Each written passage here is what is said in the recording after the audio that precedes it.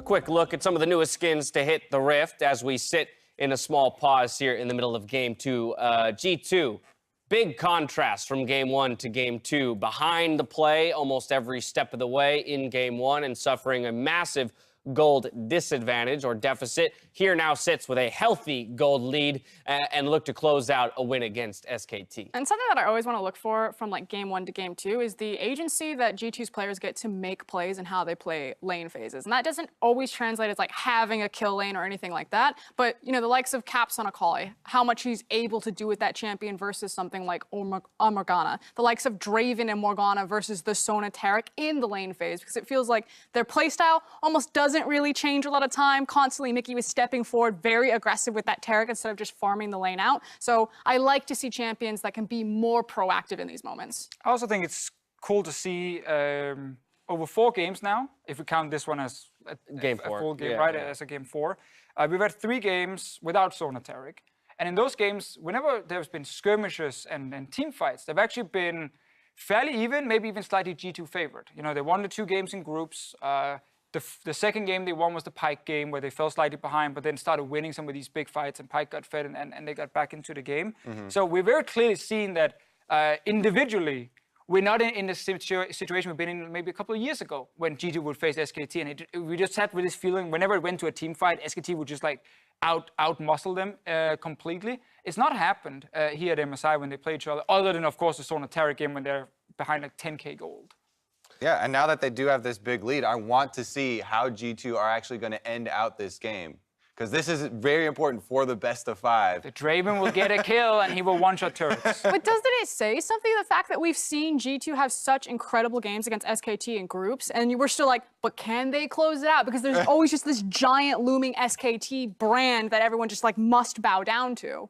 But I think what's interesting too is I just received a bit of information I'm sure some people will just enjoy. A behind-the-scenes look we don't normally get to see is that while I did mention the players were removed from the stage and allowed to go back to their ready rooms, they have not been allowed to reconvene with their coaches or strategic staff. And so still isolating the players and their voices here to kind of preserve, you know, the integrity of how they believe they should play out the game. And so again, I kind of return to that question of, you know, from this game state, it rests on those 5 players to identify how they end up winning it. I'm really glad to hear that, because oftentimes one of the interesting discussions that comes up, and people always ask us on Twitter, and fans are like, what if in competitive games, if you had the coach on headset for the whole game? And my answer is always, like, that completely changes League of Legends. So much of the game is in decision-making and deciding in-game amongst your team how your strategy is going to unfold for ending out games like this. So keeping the coaches separate, I think, is critical. Right, and deciding with imperfect information, right? Again, I think it's an interesting contrast even just between the position we find ourselves in as analysts and viewers to what the players themselves are working with. And you can kind of see this, especially in the LEC, there are certain teams that we call like playbook teams, where they have their set win conditions and nothing deviates from that. And they'll run the same play every single time. I think Splyce really comes to mind, where they're great at setup, but they're not great at finding these creative plays on the fly. G2 are excellent at kind of problem solving and figuring out the Rubik's Cube in a game of, this is the different information that's coming in. What do we now do with this information to change our game plan? And that's kind of one of these key differences in when you have these players like Caps on the Rift that can help lead these charges. And I can say this is actually one of my favorite things about working with the team.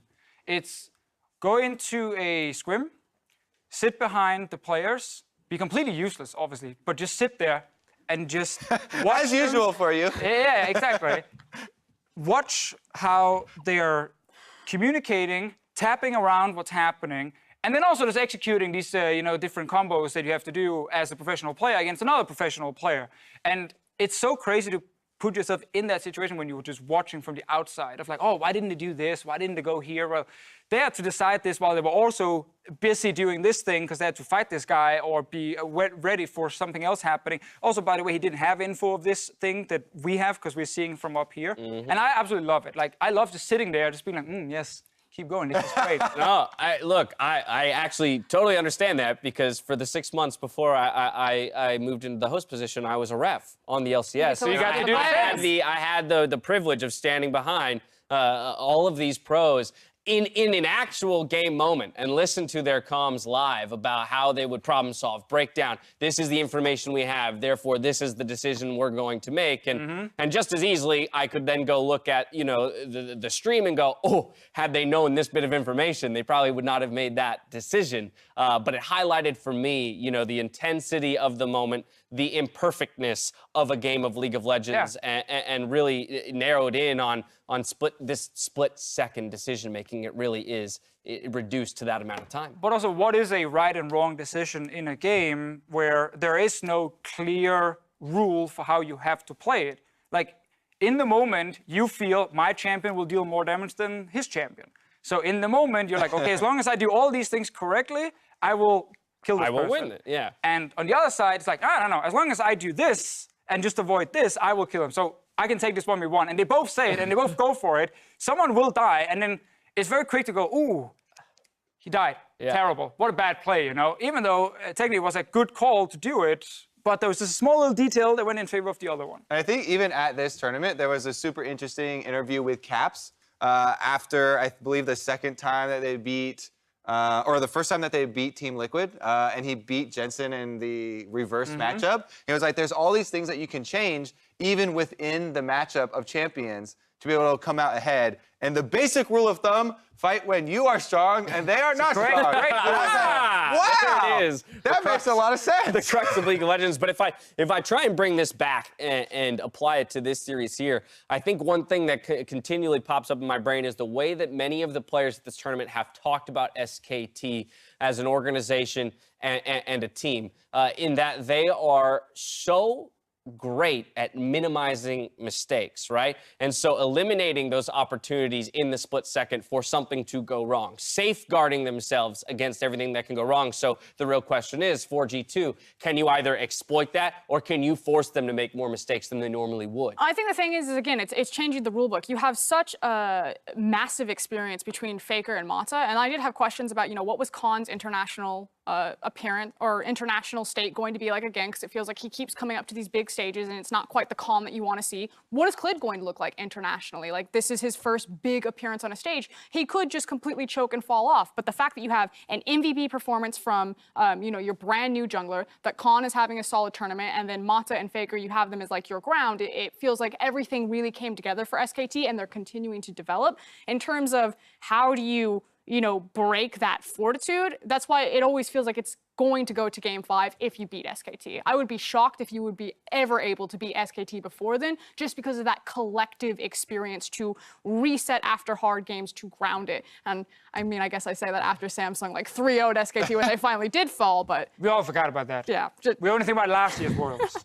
A bit more info on the Chrono Break itself. Typically when these happened, the game is brought back to a dead ball state, typically because it is used in response to a bug occurring. As this was not the result of a bug itself, we will be returning the game to the exact moment in which it was paused, which is 17:54 game time. So again, just an interesting piece of information to consider when these players are coming right back into the precise moment that they were already in, not having, you know, maybe 5 to 10 seconds of lead time with some understanding of what was going to transpire on the map. Yeah, I mean, I've talked to a lot of the players that have had to sit through situations like this, and one of the biggest things is remembering all the information that you're holding in your head at that time. Because there's so much information that you hold in your head while you're playing a game, keeping track of every member of the enemy team on the minimap, you know, cooldowns of flashes and stuff like that. So sometimes you'll see a team come out with a play immediately out of the pause, and you're like,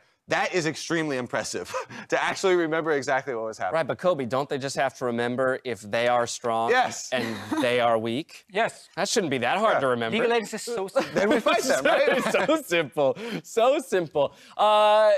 The Vi pick here, I do want to come back to this. Of course you go back to Vi. Of course I want to go back to it. If I have nothing else to talk about, I will talk about Vi. James is a Vi main. Very much so.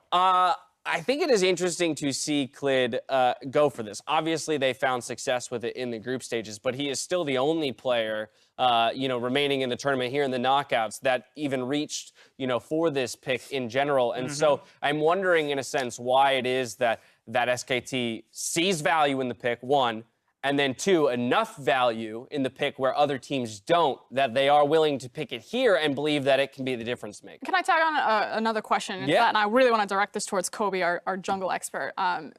Do you think Vi has decent early game jungle matchups against the likes of like the Jarvans and the Rek'Sais that have dominated this tournament? Or do you think that once they're taken off, that's when you start to see Vi like creeping back up? Yeah, it definitely, the Jarvan and the Rek'Sai are definitely going to have some extra advantage. Sejuani is a great matchup because Vi actually scales really well into the game, and Vi is also very good in skirmishes. Her ultimate is, while it does have AoE knockback for pass-through, the single target lockdown is so good against a team like G2 for me. So against this team, stylistically, I really like it. The Morgana is one of the hardest champions to play a Vi into. Oh, God, that's my nightmare. And who breaks the Black Shield instantly? That's the problem, right? That's a good point, right? Yeah, You don't have it's much. physical, most of it, and then Rakan, obviously, will never break it. But yeah, to answer your point, Vi is one of the best scaling junglers. And if you look at some of the statistics, we've actually gone over in solo queue. She has one of the highest scaling win rates, actually the highest currently in solo queue right now. As the game goes on for junglers.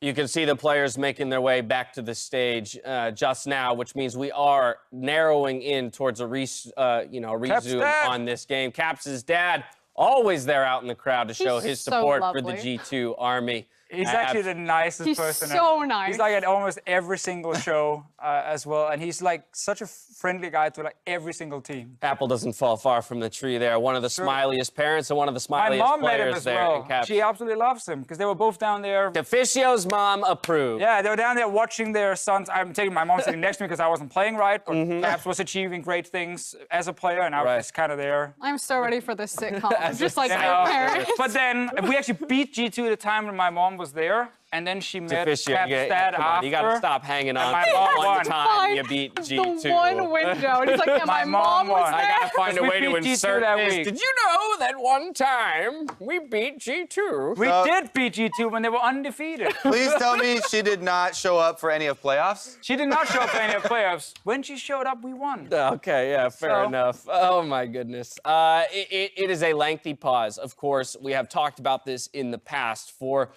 players. Not only is it about holding on to the game state and the important information and strategically what you're going to do next, there is also the wear and tear of endurance here, of just being high energy, being on in the moment that these players are going to have to deal with many more games on the horizon. I actually wanted to flip back to this idea of, because we were just talking about the Origin 06. I thought it was my mom. Oh, no, no.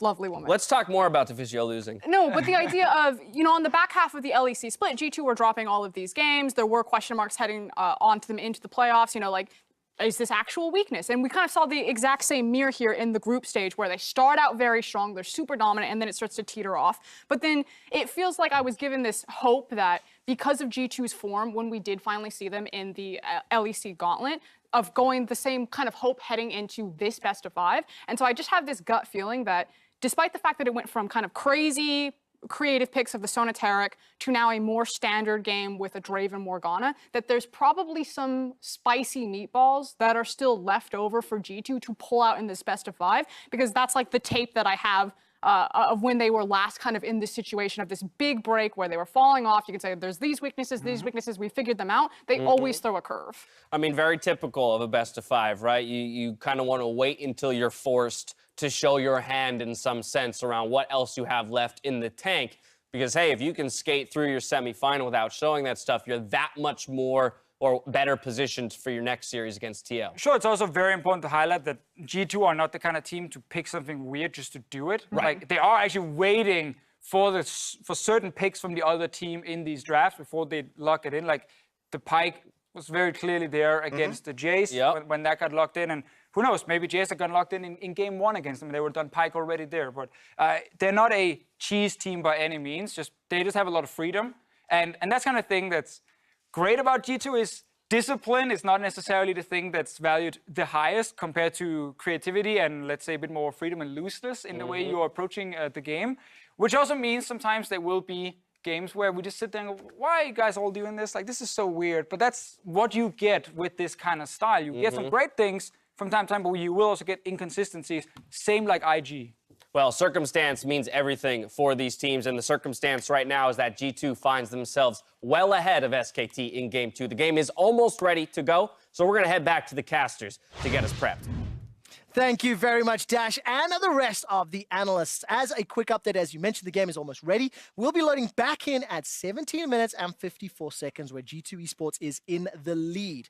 We've already talked about how the league officials kept the 5 players away from the coaches and analysts to protect the integrity of the game. Something else that we've just learned is as the players are on stage, they will be allowed to watch the last 30 seconds of gameplay that led up to the pause, refresh their memories, allow them to come back into this game with a little bit more context, and we can continue playing from roughly 18 minutes. And I think that's just experience from all the previous times that we've had similar issues kind of blending in. Like Kobe was mentioning, the potential to get frazzled and miss out on those things like cooldowns and all the things you'd be tracking in and of the moment. So it should mean that when the game gets going, you don't have to go for any truce backs. You can recreate the decisions you wanted to make at that moment. And that's what I really, really like about this additional insight into the problem-solving side of live games. Now, let's turn our attention back to the game. As I've already mentioned, G2 Esports up roughly 4,000 gold. Once we get back in, they've had a pretty strong early game. They've been pretty proactive. And barring 1 or 2 small mistakes, it is a good turnaround from Game 1 to Game 2, Vedius. And I think that the next steps for G2 will be very much about splitting up the map, trying to play that 1-3-1. They have strong sides with the Nico and the Akali, and for the side of SKT, they're still waiting for those crucial item spikes that you were talking about before, Papa Sven. That's right, Trinity Force still not purchased, a lot of gold ready to be spent, and we should never lose track of the fact that Perkz is also on the precipice of a huge cash-in. That snowball of an item, it just feels like the next, or I should say the first time we see a true engagement, the winner of that is very well set up to take the game. So we are finally back into game, ladies and gentlemen. As you can see, very close across the board, 5-4 in kills. The most recent kill was picked up in the bot lane, catching Caps out of position. A lot of teleports and summoner spells are up and ready to go. So it's only a matter of time before we see that next big. I want to talk about that Caps death on the right-hand lane, because that will be his 7th isolated death. As far as the MSI group stage is gone, but I won't get a chance to, as there is going to be an engagement in the mid lane. Mickey's forced to flash defensively as the Black Shield's already been used. Jankos has already thrown out that ultimate. Just to go back, the tower will still stand. And just to mention, Caps obviously getting caught out and punished. He felt he had a little bit more breathing room.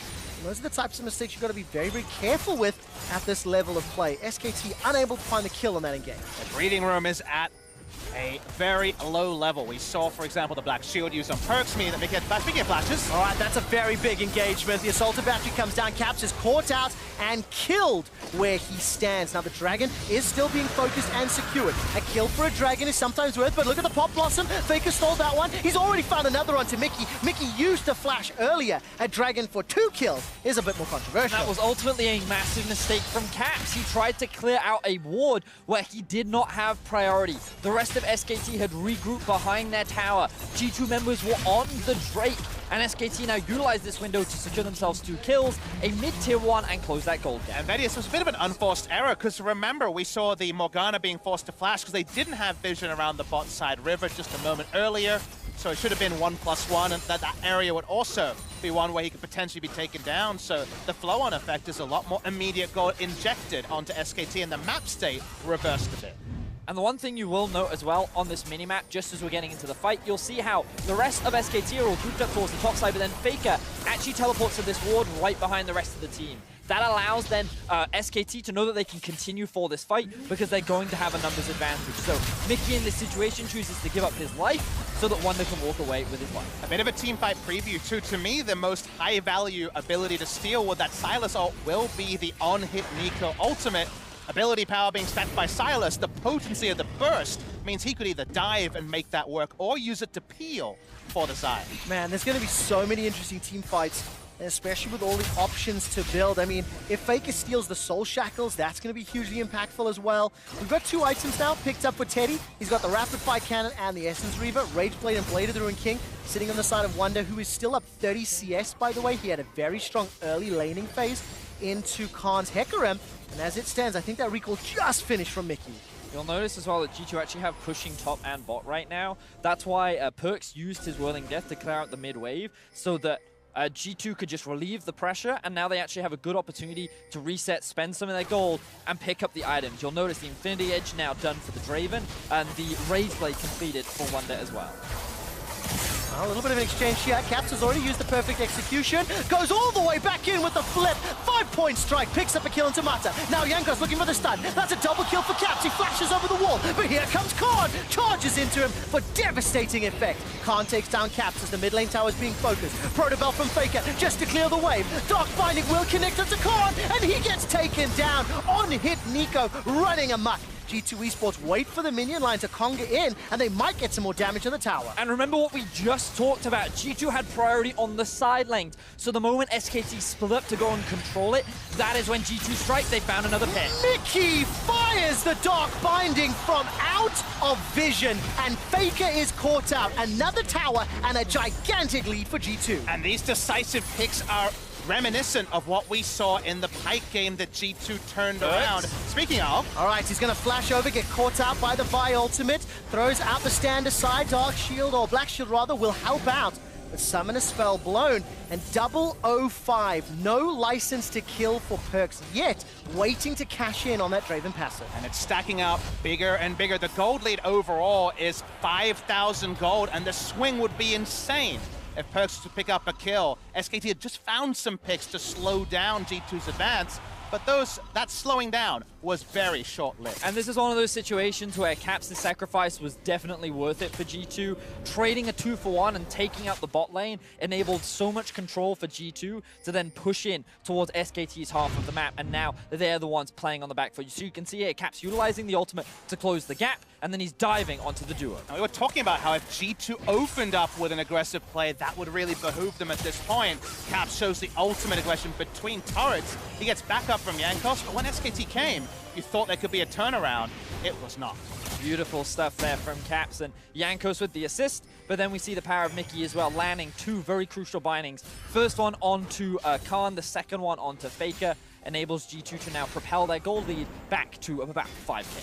5,500 gold to be specific. 4 towers to 3, 2 dragons to 1, 9 kills to 7. Every metric in favor of G2.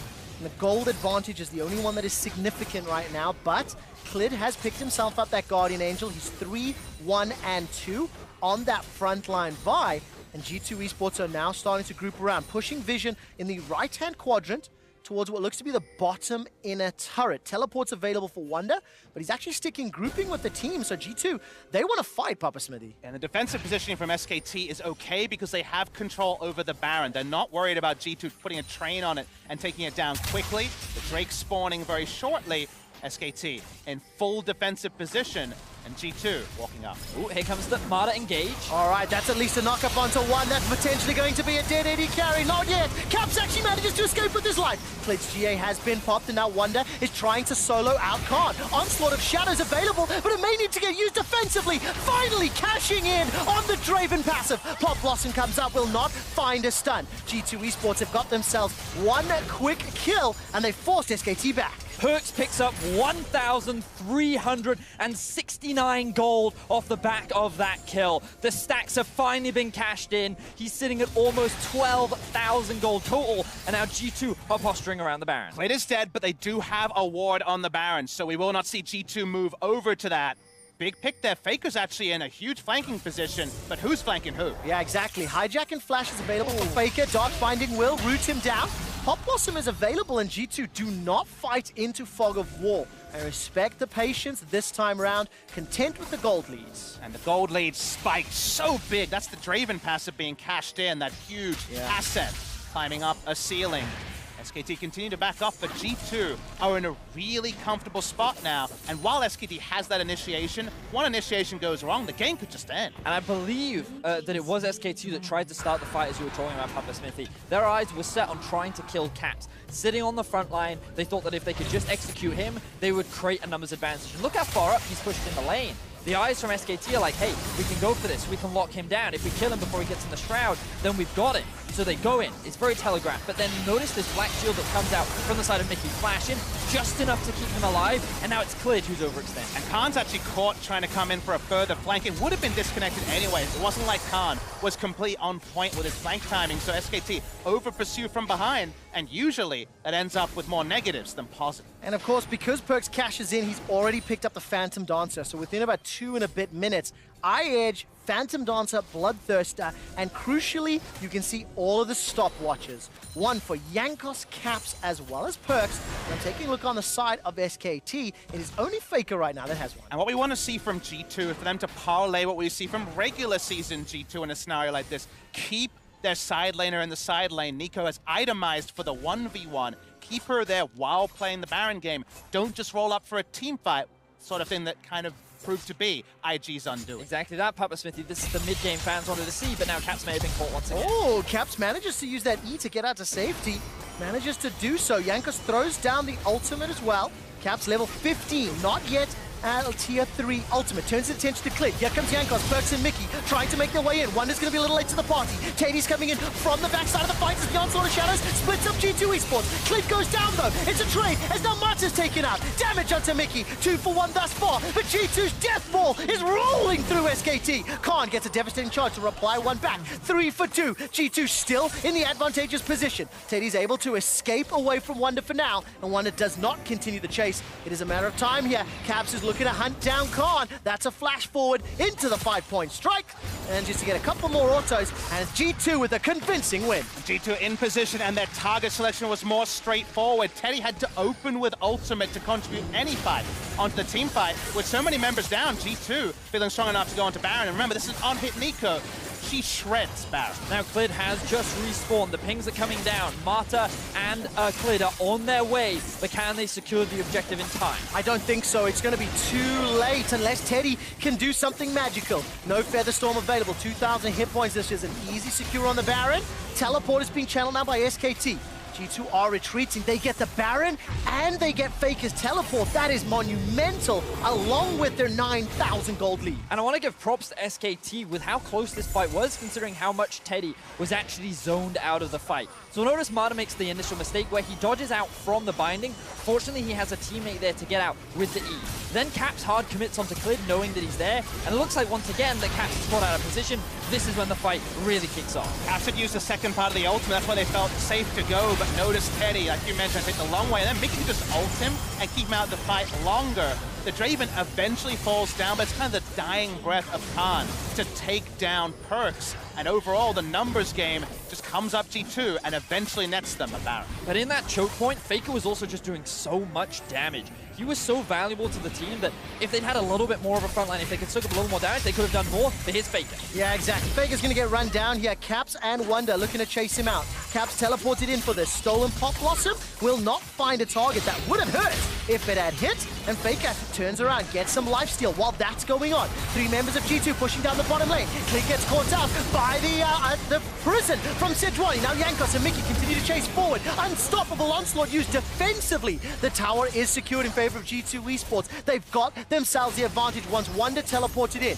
Now the tower is being focused, and Caps will usher the mid lane minions to the inhibitor turret as well. With the Baron buff on top of G2, who already sit at a monumental gold lead, SKT are just not strong enough to challenge them, and they're pushing onto the Nexus. G2 Esports in a numbers advantage for 20 more seconds. Caps has no ultimate available. There goes the Feathers. They're out and in. Marta's already running for his life. That's a shutdown onto Wonder. There is a reply. At least the GA is now secured as Clid's gone down. 8 seconds for Faker. Watch the death timers. Draven manages to get his second kill of the game, I believe, as now the Nexus turret is being focused. Faker is alive. He's back and in the fight. G2 Esports with Baron empowered. They haven't backed away yet. Spinning axes will connect, and the teleport now being channeled by Khan. Unstoppable Onslaught's not available, but it might not be needed. That's an interrupt. Devastating charge delivers Perkz into the back line. There goes Faker, chasing down the Perkz. Perkz stays alive for now. Can't find the next axe. All of a sudden, though, it's a 1-for-1. Support for AD. Jankos, as well as Caps, get themselves a reply back. Now Caps turns his attention to Khan. Faker's running low. He needs to get some regen. Whoa! He is popped by Caps. Caps is throwing out every single ability and turning his attention to Khan. It's a quadra kill for Caps and G2. G2 Esports hold the line as the rest of SKT mount one last defense, but it is not enough. G2 look to equalize the series. 12,000 gold advantage as a dog binding from Mickey should just about seal the deal. Caps goes all the way to the steps of the fountain for a pentakill as G2 equalize the series at 1-1. And that means that we have oh so much to play for. They're going to kill some minions, going to take their time in ending this game. G2 Esports come out, they're bold, and they deserve their victory. And the first pentakill of the Mid-Season Invitational 2019 lands in Caps' back pockets.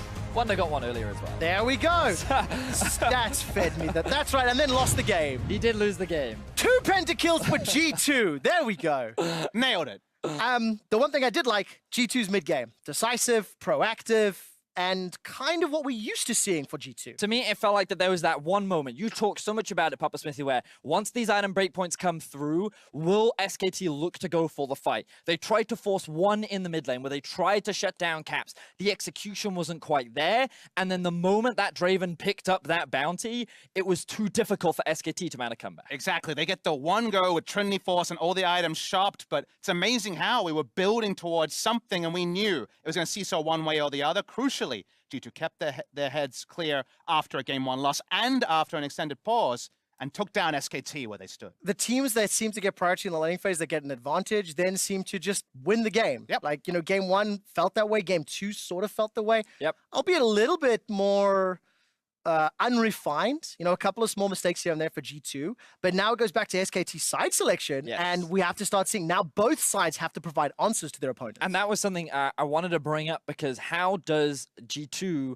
pivot going back to red? Because something we talked so extensively about was coming into the game, they clearly had a red side plan and then they pivoted. And then their pivot was not as effective as what they wanted. So do they go back to their original Game 1 plan? Do they have something new prepared? Well, the draft only gets more exciting between these two sides. We will find out a little later. For more, though, on the results of Game 2, let's throw to Shux, Azel, and Raz. Thank you very much. Breathe out for me at least after that Game 1.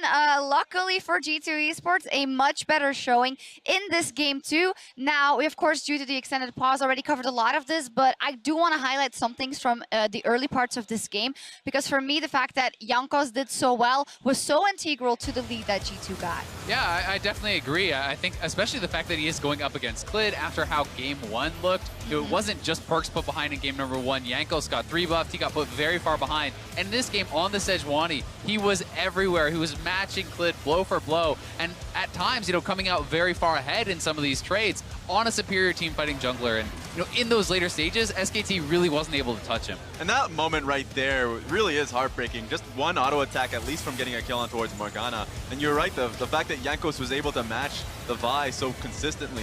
This, to me, was even more heartbreaking for G2 because G2 could have just won the game off that if Wonder didn't go in early, because that was a doomed state for Khan in the wave. The wave was huge, it was piling up, he really couldn't do much about that, but of course, even with that mistake, Jankos was able to still pick it up in the bottom side of the map. And I think that's a positive because you look at all these things that could happen in this series and you think about Wonder versus Khan possibly, you think about Caps possibly, but we didn't really put too much stock into Jankos being able to outplay Clid, and one game does not a series make, but it is a positive sign. It's a very positive sign, and this is also, you know, now puts a little bit more question on the draft because there was so much attention to the jungle champion pool in the ban phase. There were so many bans thrown that way. So many champions were taken off the table.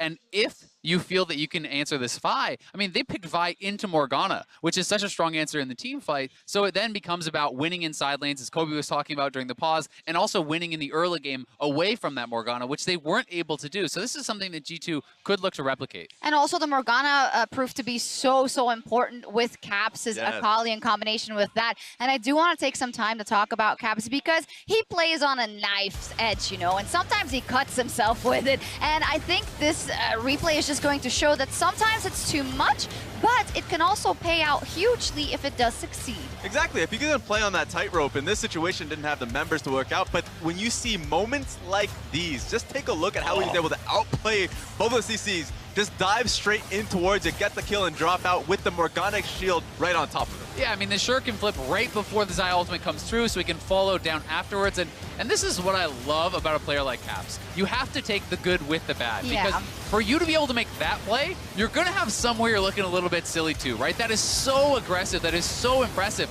But he's able to pull off team fights like this. And that is why I think Caps, maybe more than any other mid laner in this tournament, can push an advantage to heights that we don't usually see. Because he's willing to risk the game on a play like that. And when it works out so damn well. And that's why I don't want to see him on freaking Morgana. Give me a Kali, man.